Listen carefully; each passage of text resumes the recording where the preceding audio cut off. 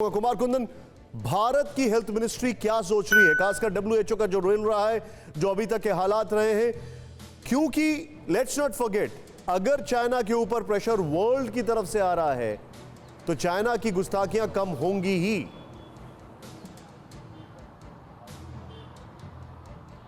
देखिए, ये बात मतलब बेशक सबूत न मिले हों, लेकिन सब लोग इस बात को कहीं ना कहीं मानते ज़रूर हैं कि जो कुछ भी हुआ है वुहान लैब से, वो जो कुछ भी कोरोना को लेके हुआ है वो सब कुछ वुहान लैब से ही निकला है।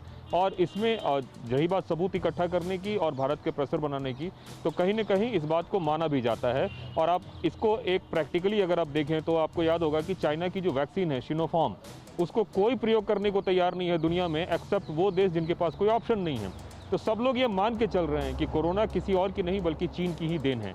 जहां तक डब्ल्यूएचओ को लेके बात है तो एग्जीक्यूटिव बॉडी में बेशक ही भारत से जो डॉक्टर हर्षवर्धन आए हैं, लेकिन हाँ इतना ज़रूर है कि डब्ल्यूएचओ का जो रुख रहा है चाइना को लेकर और चाइना में जो कुछ भी हुआ है उसमें इतना आपने जिक्र किया है, मैं अपने दर्शकों को इस मौके पर बताना चाहूंगा, मैंने अभी एक लेख पढ़ा है। डॉक्टर अंशुमन, आप प्लीज जरा गाइड करिए।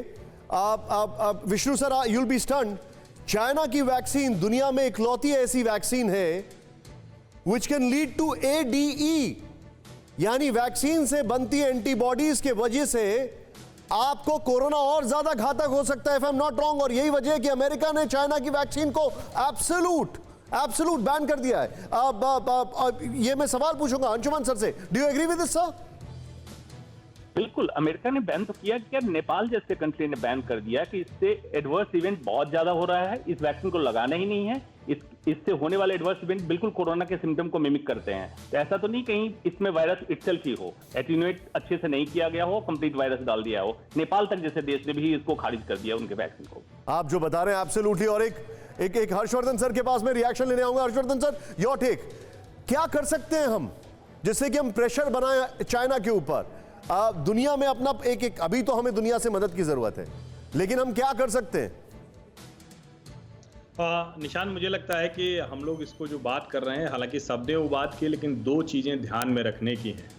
पहली बात तो ये कि जो बाइडेन साहब जब डोनाल्ड ट्रंप इसी चीन के खिलाफ बहुत सलीके से लड़ाई लड़ रहे थे, और शायद अगर डोनाल्ड ट्रंप नहीं होते तो दुनिया आज चाइनीज वायरस की इस थ्योरी के बारे में बात ही नहीं कर रही होती।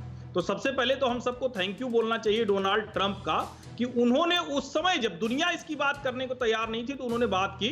और दूसरी जो महत्वपूर्ण बात है जिसको ज्यादा ध्यान से सुनने की जरूरत है, जिसकी हम डब्ल्यूएचओ की बात कर रहे हैं, जब वर्ल्ड हेल्थ असेंबली के चेयरमैन के तौर पर डॉक्टर हर्षवर्धन यानी भारत के स्वास्थ्य मंत्री चुने गए थे, उससे ठीक पहले एक प्रपोजल आया था। 30 देशों का प्रस्ताव था, बाद में 130 देश जो यूनाइटेड नेशंस और डब्ल्यूएचओ में है वो उसमें शामिल हुए। पहले चीन उसके खिलाफ जाने वाला था, बाद में उसको विड्रॉ करना पड़ा। क्यों? क्योंकि दुनिया के 130 देशों ने कहा कि वुहान के जो ओरिजिन की बात है उस पर ठीक से जांच होनी चाहिए, और यही डॉक्टर टेड्रोस उसके खिलाफ थे।